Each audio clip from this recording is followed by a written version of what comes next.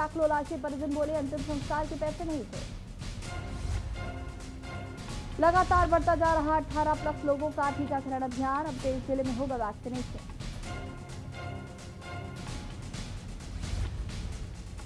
Corona आपदा के बीच black fungus बना नई आफत, उत्तर प्रदेश में एक युवक की मौत, कई की हालत गंभीर। आप देख रहे हैं के न्यूज, खबरों का सारथी।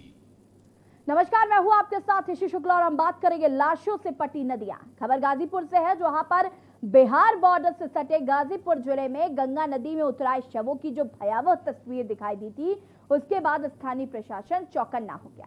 गाजीपुर जिलाधिकारी और पुलिस अधीक्षक खुद मौके का मुआयना कर रहे हैं और उनके निर्देशन पर अधिकारी पुलिस टीम के साथ गंगा नदी और उसके किनारे के स्थित सभी शमशान घाटों का लगातार निरीक्षण कर रहे हैं और गंगा से शवों को निकालकर उसका डिस्पोजल भी कर रहे हैं, जिससे संक्रमक रोग ना फैले। अब इसके बाद शवों के जल विसर्जन पर सख्ती से रोक लगा दी गई है, क्योंकि शासन का निर्देश है कि गंगा में विसर्जन ना हो। डीएम गाजीपुर एमपी सिंह और SP Ghazipur doctor OP Singh खुद राजस्व और पुलिस के साथ शमशान घाटों का निरीक्षण कर रहे हैं और पुलिस के लोग नाव के सहारे नदियों में और किनारों पर माइक लेकर मुनादी करके लोगों को जानकारी दे रहे हैं। और इस बात की पुष्टि खुद जिलाधिकारी ने की, कहा कि हम और एसपी साहब खुद गंगा किनारे घाटों का निरीक्षण कर रहे हैं और लकड़ी का रेट फिक्स कर दिया गया। अब तय रेट से ज्यादा कोई नहीं लेगा और अब नदियों में शवों के जल विसर्जन को बैन कर दिया गया है। कोई निर्धन है तो सरकार द्वारा उसकी आर्थिक मदद भी की जाएगी, जिससे कि वो सम्मान पूर्वक अंत्येष्टि करा सके।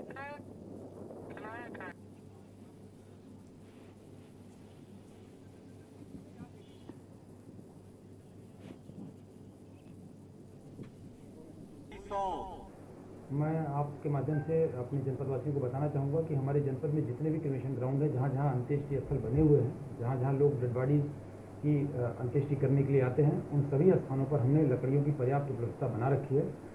हम एक बैंक बनाने जा रहे हैं, जिसमें हम सरकारी तौर तरीके से तो रखेंगे ही, अगर कोई उसमें सहयोग देना चाहेगा तो हम उसके सहयोग को भी स्वीकार करेंगे। औरैया जनपद में कोरोना संक्रमित मामले लगातार सामने आ रहे हैं। वही लोग यमुना में अंतिम संस्कार करा जले शव प्रवाहित कर या शव को जलता छोड़ चले आते हैं, जिन शवों को कुत्ते नोचते देखे जा रहे हैं, जिससे संक्रमण फैलने का खतरा बढ़ रहा है। लोग अपनों का अंतिम संस्कार करने से डरते हैं, जिसकी मुख्य वजह यह है कि कोरोना से मरने वालों का संस्कार भी वहीं शेरघर घाट पर किया जा रहा है। जिला प्रशासन का इस ओर ध्यान न देने से जनपद में कोरोना संक्रमण के आंकड़े और बढ़ सकते हैं।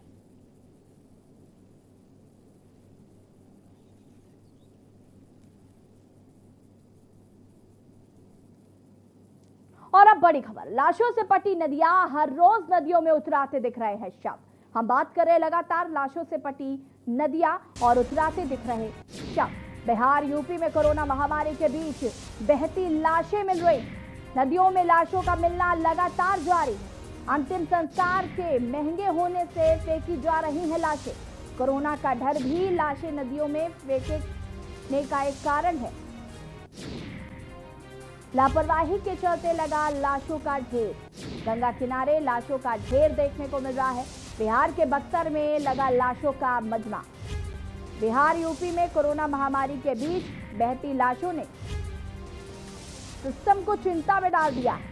नदियों में लाशों का मिलना लगातार जारी है और ज्यादातर वजह सामने आ रही है कि अंतिम संस्कार काफी महंगा है और इतना पैसा नहीं था कि लोग अंतिम संस्कार करवा सके, इसलिए उन्होंने लाशों को नदियों में बहा दिया।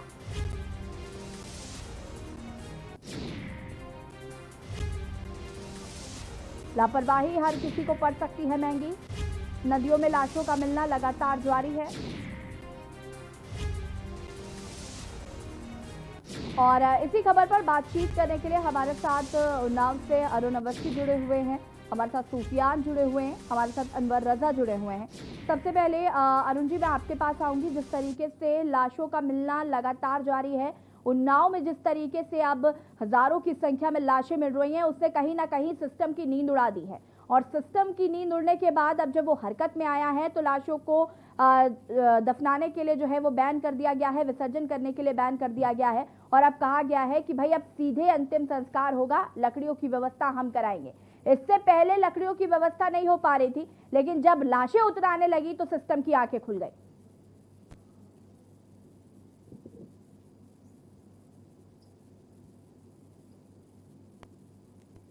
अरुण जी, आवाज आ रही है आपको हमारी? लगता है अरुण जी तक हमारी आवाज नहीं पहुंच पा रही है। हमारे साथ सुफियान जुड़े हुए हैं। सुफियान, आपसे जानना चाहेंगे, एक तरफ जहां लगातार कोरोना संक्रमण बढ़ता जा रहा है और एक तरफ जहां पर लोगों की मौतें बहुत तेजी से हो रही हैं, वहीं अब जो तस्वीरें देखने को मिल रही हैं वो काफी भयावह है। तस्वीरों में हम देख रहे हैं कि लाशें बह बह कर किनारों तक आ रही हैं और कहीं ना कहीं इससे संक्रमण का खतरा बहुत तेजी से बढ़ रहा है और अब कहीं ना कहीं जो सिस्टम है उसकी आंख खुली है और अब प्रशासन हरकत में है। क्या कुछ देखने को मिल रहा है? जी हाँ, यशी मैं आपको बताना चाहूंगा कि जो कोरोना संक्रमण के दौरान अब जो तस्वीरें सामने आ रही है जिसमें लोगों की तेजी से मौत हो रही है, ग्रामीण क्षेत्रों में मौतों की संख्या लगातार बढ़ती जा रही है, जिसको देखते हुए नदी किनारे के गांवों के लोगों ने स्वयं अपने खर्चों से नए घाट बनाने शुरू कर दिए हैं और लकड़ी की व्यवस्था शुरू कर दी है। आपको बता दूं, यमुना किनारे के गड़ाथा, अमृतपुर जैसे गाँव में पहले से जो घाट मौजूद थे, हलिया घाट जैसे जो मौजूद थे, और वहां पर लाशों की इतनी तादाद मौजूद होने और लाशों की भीड़ होने के कारण लोग नए घाटों की तलाश करने को मजबूर है, जिसके चलते नदी किनारे गांव के लोगों ने नए घाट बनाने शुरू कर दिए हैं। और कल ही गुरैयनपुर गांव में और गड़ाथा गांव में एक नए घाट की शुरुआत हुई है, बराबर नदी किनारे रेती को, जिससे नए घाट बन सके और लोगों को अंतिम संस्कार करने में कोई खास परेशानी न सामने आने पाए। साथ ही साथ वहां पर स्थानीय लोग लकड़ियों का इंतजाम कर रहे हैं और जिसके कारण अंतिम संस्कार में जिन लोगों के पास लकड़ियों की उपलब्धता और सामग्री की कमी का सामना करना पड़ रहा है, उन सभी को लकड़ियों और उचित सामग्री ससमय उपलब्ध कराई जा सके। जी बिल्कुल सुफियान, अब जो लकड़ियों की व्यवस्था की जा रही है, पहले अगर कर दी जाती तो शायद ये जो आज हमें लहरती हुई लाशें मिल रही हैं वो नहीं मिलती। कहीं ना कहीं ये सिस्टम की ही नाकामी थी कि उस वक्त लकड़ियां मुहैया नहीं करवाई गई और क्योंकि काला बाजारी अपनी चरम सीमा पर थी, जो लकड़ियां थी वो बहुत महंगे महंगे दामों में बेची जा रही थी। इसकी वजह से लोग कहीं ना कहीं जो लाशों को बहाने में ज्यादा विश्वास रख रहे थे कि लाशों को बहा दिया जाएगा तो अंतिम संस्कार में खर्चा कम आएगा। गरीब लोगों को स्पेशली काफी समस्याएं हुई क्योंकि लॉकडाउन चल रहा था। हमारे साथ बांदा से अनवर रजा भी जुड़े हुए हैं। अनवर, जिस तरीके से घाटों पर लाशें तैरती हुए मिल रही हैं, उसके बाद प्रशासन अब हरकत में है। घाटों पर सख्त चेतावनी दे दी गई है कि किसी भी तरीके से लाशों का विसर्जन नहीं किया जाएगा, या तो उनको क्या नाम है लकड़ियों के सहारे उनका अंतिम ठीक से संस्कार किया जाएगा, या अगर दफनाना भी है तो काफी फीट नीचे गड्ढे खोदे जाएंगे ताकि लाशें ऊपर ना आ सके। लेकिन सिस्टम ने ये चीज पहले नहीं सोची और आज जब सच्चाई सामने आ रही है उसके बाद अब मनमाने तरीके से जो चेतावनी दी जा रही है, लोगों को बताया जा रहा है कि आप अंतिम संस्कार ठीक से कराइए और अब वही सिस्टम पैसा देने के लिए भी तैयार है कि जो लोग गरीब हैं उनकी मदद हम करेंगे। निशी, मैं पहले बताना चाहूंगा कि बांदा की स्थितियां क्या हैं। जी, बांदा के खंड में जो है यहाँ पर जमुना नदी है, केंद्र है, चंद्रावल है और आसपास जो नदियां हैं वो बेतवा भी है। तो ये जो नदियां हैं, नदियों की हालत ये है, और इसमें कई तर्क लगाए जा रहे हैं। लाशें मिलने के कई कारण हैं। पहली बात तो महंगाई इतनी चरम पे हो गई, पंडित मिल नहीं रहे थे। दूसरी कारण कि कुछ लोग गरीबी के कारण भी नहीं लाशों का अंतिम संस्कार कर पाए क्योंकि पैसा नहीं था उन लोगों के पास। गरीबी में टूट चुके थे बुरी तरीके से, लोगों के घर में खाने नहीं है, ईद हो गई, लोगों के घरों में चूल्हे नहीं जले, तो बहुत सारी बातें रही हैं। दूसरा सबसे बड़ा कारण रहा कोरोना का डर। यहाँ पर कोरोना का डर नजर आता रहा क्योंकि लोग नहीं जाना चाहते थे, नहीं शामिल होना चाहते थे अंतिम संस्कार में। लोगों ने कहा कि जिस तरह से लोग नहीं शामिल हो रहे हैं। दूसरी बात, अस्पताल में जो किट में लपेट के दे दिया गया लाश ले जाइए कई जगह तो लाशों को लेने वाले नहीं आए, अगर आए भी तो एक लड़का आया या बेटा आया या बेटी आई, बहुत सारे रीजन रहे। आए नदी पे ले जाके वहां पर उठा के उन्होंने रख दिया, एम्बुलेंस से उतार दिया, लोगों ने फेंक दिया, डाल दिया, तो बहुत सारे रीजन रहे। बांदा की बात करें तो तमाम समाज सेवी संस्थाओं ने यहाँ पर मुक्ति धाम खोल रखे हैं, लेकिन किसी ने कोई भी मतलब यहाँ पर किसी प्रकार की कोई मदद नहीं करी। सिर्फ कागजों में या राजनीति या कोई तमगा लेना होता है या मंच में कोई कार्यक्रम होता है तब ये तमाम लोग सामने आते हैं और लावारिस लाशों के वारिस बन जाते हैं, गरीब लाशों के वारिस बन जाते हैं। लेकिन इस समय जो इतनी विविधता बढ़ रही है, इस समय स्थितियां खराब चल रही हैं, इस समय कोई भी बड़े नेता ना ही बड़ी समाज सेवी संस्थाएं बांदा में दिखाई दी। सबसे बड़ी बात, बांदा में जगह जगह पर लकड़ी की दुकानें खुल गई। जिन जिन जगहों में, जिन जिन रास्तों में मुक्ति धाम है बांदा में जिन जिन रास्तों में कब्रिस्तानें हैं, उन रास्तों में कफन की दुकानें चल रही हैं, मुक्तिधाम में लकड़ियों की दुकानें चल रही हैं, अंतिम संस्कार चल के सामान मिल रहे हैं। बता रहे हैं कि पंडित से लेकर नाई भी मिल रहे हैं यहाँ पर। कोई 5,000 का पैकेज बता रहा है, कोई 10,000 का। तो ऐसे में गरीब जो है, गरीबी जो स्थिति है गरीबों की, वो कैसे इंतजाम कर पाएगा? ना ही नाव का इंतजाम कर पा रहा था। अब रही बात समाज जो सरकारी आंकड़े की बात, हाई कोर्ट ने पहले से आदेश लगा रखा था कि नदियों में कोई लाशें नहीं बहाई जाएंगी। बांदा की सबसे बड़ी परंपरा है कि आज भी नदियों का ही पानी बांदा में पिया जा रहा है, चाहे वो फिल्टर करके पिया जा रहा हो, चाहे किसी भी तरह। सारी नदियों का ही पानी पीते हैं लोग बाग, बड़े बड़े प्लांट लगे हुए हैं। तो अब कहीं ना कहीं सरकारी तमगा जब ऊपर तक बात खबरें पहुंची, मीडिया में जब खबरें दिखाई गई, जमुना नदी में 12 लाशें मिली, हमीरपुर में लगभग दर्जनों लाशें मिली, इस आसपास क्षेत्रों में लगभग 2 दर्जन लाशें मिल चुकी हैं। तब कहीं जागरूक हुआ है प्रशासन। तब तक ऊपर तक जब खबरें पहुंची, तब अब प्रशासन कह रहा है मैं अंतिम संस्कार करूंगा। फिर भी अभी कोई ऐसी व्यवस्था दिखाई नहीं दे रही है, ना ही किसी ने ऐसा कुछ कहा आगे बढ़कर, बस कागजों में और भाषणों में चल रहा है। बिल्कुल अनवर, इसमें कोई शक नहीं है कि जिस तरीके से सिस्टम ने लापरवाही पहले बरती, जिसका जिक्र हम लगातार कर रहे थे कि सिस्टम लापरवाही कर रहा है, जिसकी वजह से मौतें हो रही हैं, क्योंकि कहीं ना कहीं स्वास्थ्य विभाग की टीमें गांव-गांव नहीं पहुंच पा रही, लोग जागरूक नहीं हो पा रहे हैं, उसके बाद लोगों की मौतें हो रही हैं, और मौतों के बाद भी समस्या ये है कि चैन से अंतिम संस्कार भी नहीं हो पा रहा है लोगों का। ये बड़ी समस्या है। और अब जब लाशें उतराती हुई मिलने लगी तो सिस्टम की नींद खुल गई। अचानक से हाय तौबा मचने लग गई चारों तरफ। अचानक से ही सिस्टम को याद आया कि अरे हमें तो गरीब लोगों की मदद भी करनी थी। इस तरीके की स्थिति हो गई है। हमारे साथ अरुण जुड़े हुए हैं। अरुण, मैं आपसे जानना चाहूंगी, जिस तरीके से अब लाशें उतरा रही है, अब आए दिन जो है वो हमें देखने को मिली, सैकड़ों से ये संख्या हजारों तक पहुंच गई है। उन्नाव की बात करें तो हजारों लाशें अब तक मिल चुकी हैं, ऐसी जानकारी मिल पा रही है। और सबसे बड़ी बात यह है कि अब जब सिस्टम जागा है तो अब वो ये बात कह रहा है कि हम गरीबों का, जिनके पास पैसा नहीं है, क्योंकि ये बात सामने आई कि गरीबों ने ये स्पष्ट किया कि भाई हमारे पास पैसा नहीं था, हम इसलिए लाशों को विसर्जित कर रहे हैं, हमारे पास लकड़ियां खरीदने के लिए पैसे नहीं है, तो हम कैसे अंतिम संस्कार करेंगे। तो अब सिस्टम को याद आया है कि हम गरीब लोगों की मदद करेंगे ताकि उनका अंतिम संस्कार हम करवा सके, ताकि लहराती हुई ये जो लाशें दिख रही है ये ना दिखें। बिल्कुल ऐसे जिस तरीके से जिला प्रशासन मौके पे पहुंचा है, उन्नाव के परिसर में कल पूरा जिला प्रशासन पहुंचा था, फतेहपुर का भी प्रशासन वहां पहुंचा था। उसके बाद में जिला प्रशासन की तरफ से ये कहा गया कि लकड़ी और अन्य अंतिम संस्कार का खर्च जो गरीब लोग हैं उनके लिए जिला प्रशासन उठाएगा। लेकिन इस तरीके का कोई भी निर्देश आदेश अभी तक लागू नहीं हुआ है, क्योंकि लकड़ी की व्यवस्था जो हो रही है वो तालों से हो रही है, वो लकड़ी बेचने वालों से हो रही है। तो उनकी भुगतान की स्थिति क्या होगी, उनको भुगतान कैसे किया जाएगा जो लकड़ी बेच रहे हैं, वो लकड़ी बेचने वाले फ्री में लकड़ी क्यों देंगे। इस तरीके के बहुत सारे सवाल हैं जो सामने आ रहे हैं कि गरीबों की आखिर मदद की कैसे जाएगी। प्रशासन ने कह दिया, शासन ने निर्देश भी दे दिया, लेकिन उस निर्देश और आदेशों का पालन कैसे होगा, अंतिम संस्कार कराने वालों को लकड़ियां मिलेंगी कैसे, ये एक बड़ा सवाल है। गंगा नदी के बीच आखिर जो टापू बना हुआ था, जो प्रशासन कहता है, जो कल प्रशासन वहां पहुंचा और उसने कहा, बड़े अच्छे तरीके से कहा कि जो खुले में शव कतई नहीं मिले हैं, लेकिन आखिर जो टापू था गंगा नदी के बीच का, जो टापू था, जो 2 नदियों के बीच का जो खुला स्थान था, वहां तक लोग, उस जगह पर लोग नाव से जाकर के अपने शव को आखिर क्यों दफना रहे थे, वहां क्यों पहुंच रहे थे, ये भी एक बड़ा सवाल है। हालांकि प्रशासन ने अभी एक ट्वीट करने को लेकर रिटायर्ड आईएएस पे इसी बात को लेकर मुकदमा कर दिया। प्रशासन का कहना है कि ये फोटो जो दी गई है वो 2014 की है, लेकिन असली बात पर अगर आया जाए तो ये है 14 की है, 16 की है, 20 की है, 21 की है। लेकिन आज की स्थिति ये है कि जो बक्सर में टापू में 100 दफन किए गए वो तो आज के हैं। उसके ऊपर रामनामी हटाने का काम, कफन हटाने का काम पुलिस वालों ने किया, राजस्व कर्मियों ने किया।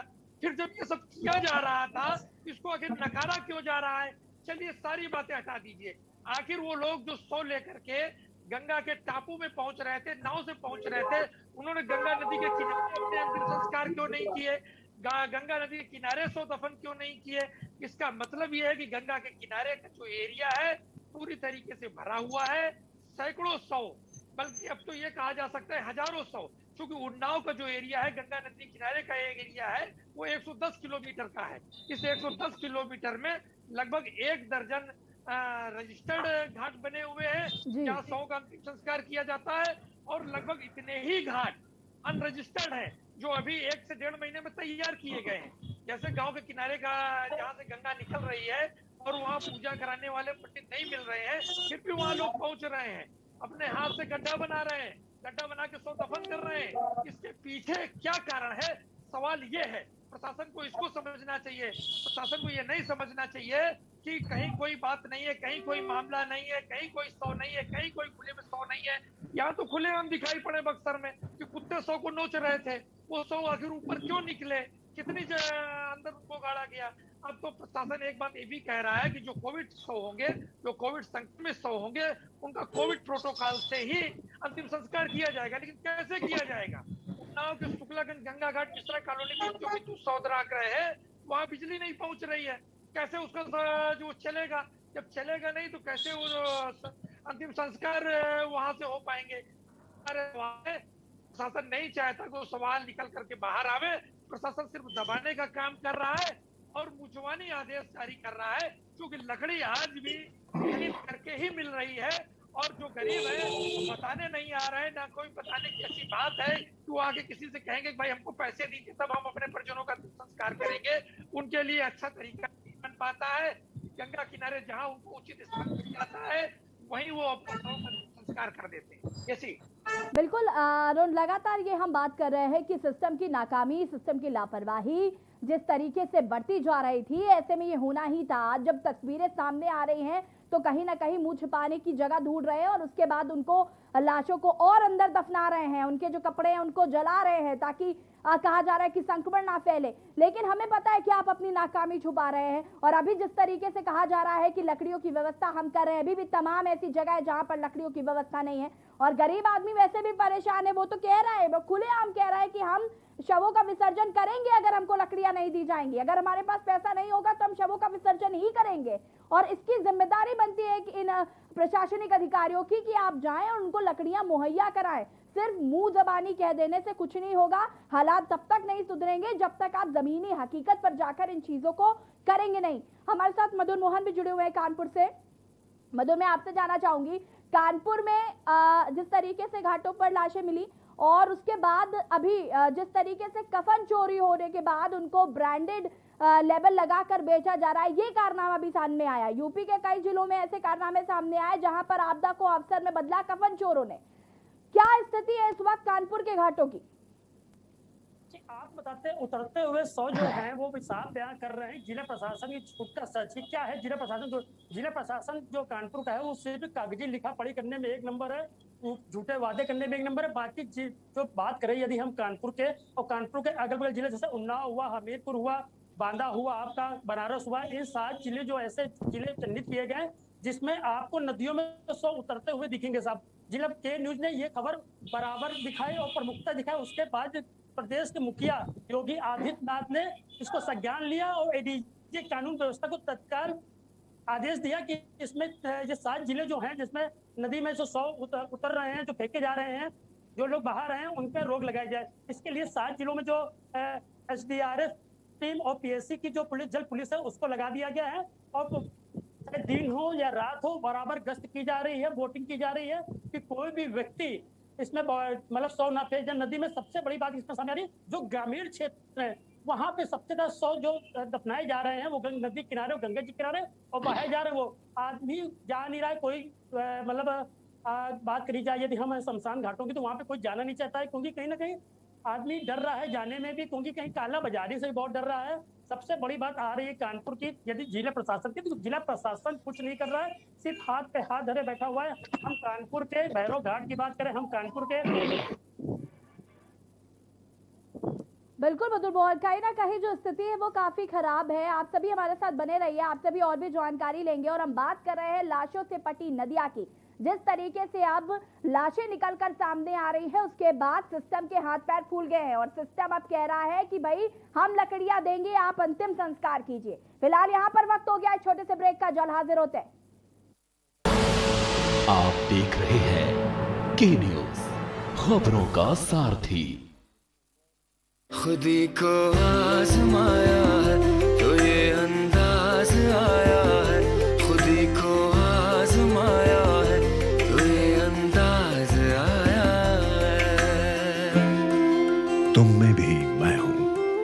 शुद्ध प्लस पान मसाला। आप देख रहे हैं के न्यूज, खबरों का सारथी। ब्रेक के बाद एक बार फिर से आप सभी का स्वागत है और हम बात कर रहे हैं लाशों से पटी नदियां। जिस तरीके से नदियों में अब लाशें दिखाई दे रही हैं, उसके बाद से सिस्टम के हाथ पैर फूल गए हैं और सिस्टम अब कह रहा है कि अंतिम संस्कार हम लकड़ियां देंगे, आप जरूर करिए। लेकिन गरीबों की जो समस्या थी पहले, जिसकी वजह से ये लाशें हमें उफनाती हुई दिखी और इसकी बड़ी वजह यही रही, गरीबों का कहना था कि हमारे पास अंतिम संस्कार करने के पैसे नहीं थे, इस वजह से नदियों में शवों का विसर्जन किया गया। ये लापरवाही जो है, अगर ये पहले ही समझ ली जाती और ये समझा जाता कि ये जो लकड़ियों की कालाबाजारी हो रही है, ऑक्सीजन सिलेंडर, दवाइयों की कालाबाजारी के बाद, आदमी को मरने के बाद भी जिस तरीके से कालाबाजारी के वजह से अंतिम संस्कार ठीक से मुहैया नहीं हो पा रहा है, तो इससे ज्यादा शर्म की बात कुछ नहीं हो सकती। कफन चोरी किए जा रहे हैं, उनको धुलवाया जाता है, उनको प्रेस कराया जाता है, उसके बाद उसमें ब्रांडेड लेबल लगाकर उनको बेचा जा रहा है। आपदा में अफसर इस तरीके से बदले जा रहे हैं, तो कहीं ना कहीं जो हालात है वो काफी खराब है। हमारे साथ सूफियान जुड़े हुए हैं। सूफियान, मैं आपसे जानना चाहूंगी, कानपुर देहात में लगातार मौतें हो रही हैं, सरकारी आंकड़ों में ना सही, लेकिन वास्तविकता में जो यही है कि लगातार मौतें कानपुर देहात में हो रही हैं और जिस तरीके से वहां पर मौतें हो रही है, आधे से ज्यादा लोगों को ये नहीं पता कि मौतें हो क्यों रही हैं, क्योंकि किसी तरीके का कोई टेस्ट नहीं हो पा रहा है। स्वास्थ्य विभाग की टीम पहुंच नहीं रही है कानपुर देहात, वहां पर जांच नहीं की जा रही है, इस तरीके की खबरें भी सामने आ रही हैं। क्या अभी भी सिस्टम मौन है? जी हाँ, मैं आपको बताना चाहूंगा कि जिस प्रकार से कानपुर देहात में यहाँ पर आसपास के सभी गांवों में रोज प्रतिदिन मौतें हो रही हैं, मौतों का आंकड़ा लगातार बढ़ता जा रहा है और सिस्टम सिर्फ अपने ऑफिसों में बैठकर अपने कागजों में खाना पूर्ति करके अपने गाल बजाने का काम कर रहा है। आपको बता दें कि मौतों की संख्या लगातार घाटमपुर क्षेत्र में लगातार बढ़ती जा रही है। आपको बता दें कि यहाँ पर मौजूद जो प्रसिद्ध घाट थे, यमुना नदी के किनारे 2-3 घाट थे जहाँ पर लोग अंतिम संस्कार के लिए अपने स्वजनों को ले जाते थे। वहां पर इतनी भीड़ मौजूद है कि यहाँ पर ग्रामीणों को खुद अपने पास से इंतजाम करके नए घाट और नए शमशान बनाने पड़ रहे हैं। कल ही दिन में गुरैयनपुर और गड़ाथा जैसे गांव में और क्षेत्र के अन्य आसपास गांव में कई नए शमशान घाट लोगों ने बनाए हैं, ग्रामीणों ने खुद स्वयं बनाए हैं और स्वयं ही ग्रामीण लकड़ियों का और उचित सामग्री का इंतजाम कर रहे हैं, जिससे अंतिम संस्कार के लिए किसी को भटकना न पड़े, परेशान न होना पड़े। परंतु इसकी कानो कान भनक तक नहीं है प्रशासन को और प्रशासन सभी कुछ सही होने की बात उठा रहा है। साथ ही साथ सबसे बड़ी बात मैं बताना चाहूंगा कि घाटापुर क्षेत्र के ग्रामीण इलाकों में फैली बीमारी की दहशत का ये आलम है कि लोग वहां पर कोई भी ना तो जांच कराने जा रहा है और सबसे बड़ी बात तो जो आरटीआर टीमें लगी हुई हैं और जो स्वास्थ्य टीमें लगी हुई हैं, लोगों को चेक एंड ट्रेसिंग करने का जो एक कार्यक्रम चल रहा है, वो उस कार्यक्रम में आधा अधूरा है।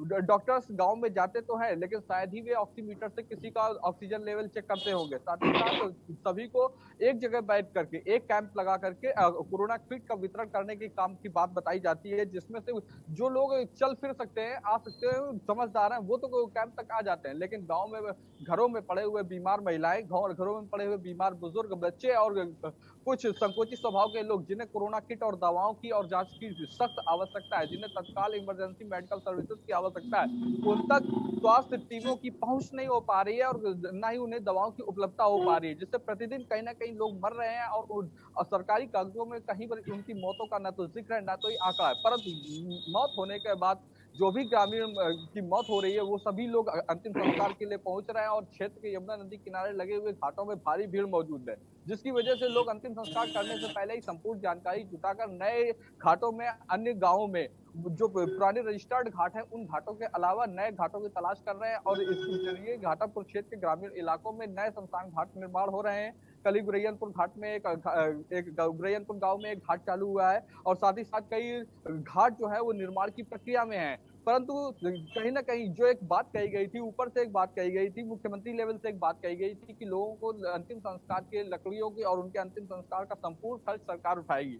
कहीं पर भी उस आदेश की कार्य अमली होते हकीकत से जमीन में नहीं दिख रही है। लोग आज भी बदस्तूर उसी तरीके से परेशान है, दवाओं के लिए उसी तरीके से जांच के लिए परेशान है और उसी तरीके से अपने लोगों के अंतिम संस्कार के लिए भी परेशान है, क्योंकि ग्रामीण क्षेत्र में अब कहीं ना कहीं ऐसा लगने लगा है कि लोग एक दूसरे के अंतिम संस्कार में जाने से डर रहे हैं, लोगों की संख्या अंतिम संस्कार में कम हो रही है और सबसे बड़ी दुखद बात है कि किसी न किसी दिन घाटापुर के ग्रामीण क्षेत्रों के किसी न किसी गांव में जब एक साथ कई ट्रैक्टर ट्रॉली में लेकर के लोग अंतिम संस्कार के लिए निकलते हैं, तो कहीं ना कहीं लोगों में दहशत के साथ ही गम का माहौल क्रिएट हो जाता है। परंतु स्थानीय प्रशासन की माने तो स्थानीय प्रशासन आलिस चिल्ला रहा है, स्थानीय प्रशासन के लिए सब कुछ सही है और स्वयं स्थानीय प्रशासन और स्वयं जो जनप्रतिनिधि हैं, कहीं ना कहीं एक बात देखने को मिल रही है कि स्वयं जो क्षेत्र के जनप्रतिनिधि हैं उनका कोरोना की सेकेंड वेव में जो एक कार्यक्रम होना चाहिए कि लोगों के बीच जाकर के वैक्सीन का प्रचार करें, लोगों के बीच जाकर ये देखने की कोशिश करें कि लोगों को दवा मिल रही है या नहीं मिल रही है, जरूरतमंदों को उनके दवा और सेवाएं मिल रही है कि नहीं मिल रही है। जनप्रतिनिधियों का अकाल पड़ा हुआ है। घाटापुर क्षेत्र की बात करें तो घाटापुर विधानसभा में हमारे विधायक घाटापुर उपेंद्र पासवान कहीं ना कहीं थोड़ा सा एक्टिव नजर आते हैं और कई अधिकारियों की मीटिंग लेते हैं, कहीं गांव जाते हैं। परंतु जब मेरे द्वारा उनसे पूछा गया कि अभी तक वैक्सीन के लिए अब पार्टी के कार्यकर्ता क्या कर रहे हैं और पार्टी किस प्रकार की कैंपेन चला रही है, तो शायद वे गोलमोल जवाब देते नजर आए। सबसे बड़ी बात यह है कि घाटापुर क्षेत्र में जहां पर मौजूद सीएचसी में प्रतिदिन में करीब 100-150 से लेकर 170 वैक्सीनेशन होते हैं, परंतु उनमें 70% वैक्सीनेशन शहर से आने वाले लोगों का होता है। यानी कहीं ना कहीं घाटापुर क्षेत्र में ग्रामीणों के बीच दहशत कायम है कि वैक्सीन लेने के बाद लोग बीमार पड़ रहे हैं और कहीं ना कहीं उनकी मौत हो रही है, जिसके चलते लोग वैक्सीन लेने से बच रहे हैं और शहर के लोग जिनको शहर में वैक्सीनेशन उपलब्ध नहीं हो पा रहा है वो शहर छोड़कर घाटापुर आ रहे हैं और शहर में सीएचसी में वैक्सीनेशन करा रहे हैं, जो सबसे बड़ी बात देखने को मिल रही है। साथ ही साथ जो लाशें उतराने की बात कही जा रही है वो एकदम सही है। घाटापुर के यमुना नदी के किनारे कहीं ना कहीं जली हुई बिल्कुल सुफियान, कहीं ना कहीं ये जागरूकता का अभाव ही है। जो वैक्सीनेशन नहीं लग पा रहा है, लोगों को कोरोना को लेकर जो लोग जागरूक नहीं है, मौतों को रहस्यमयी मौतें मान रहे हैं, कोरोना के बारे में किसी से बात नहीं करना चाहते, वजह यही है कि लोग जागरूक नहीं है और वो जिनका काम है उन्होंने अपने काम जिम्मेदारी से किया ही नहीं है। फिलहाल आप सभी का बहुत बहुत शुक्रिया तमाम जानकारी देने के लिए। और हम बात कर रहे हैं लाशों से पटी नदियां। जिस तरीके से लाशों को अब लाशों जगह जगह लोगों का और लाशों का अंबार लगा हुआ है, जिसकी वजह से अब प्रशासन हरकत में आया है। प्रशासन अब ये बात कह रहा है कि आप अंतिम संस्कार कराइए, हम लकड़ियां देंगे। अगर इससे पहले अपनी जिम्मेदारी समझ ली होती तो शायद आज जिस तरीके से लाशों का अंबार हमें देखने को मिल रहा है वो नहीं मिला होता। फिलहाल उस बुलेटिन में इतना ही। देखते रहिए के न्यूज़ इंडिया। नमस्कार।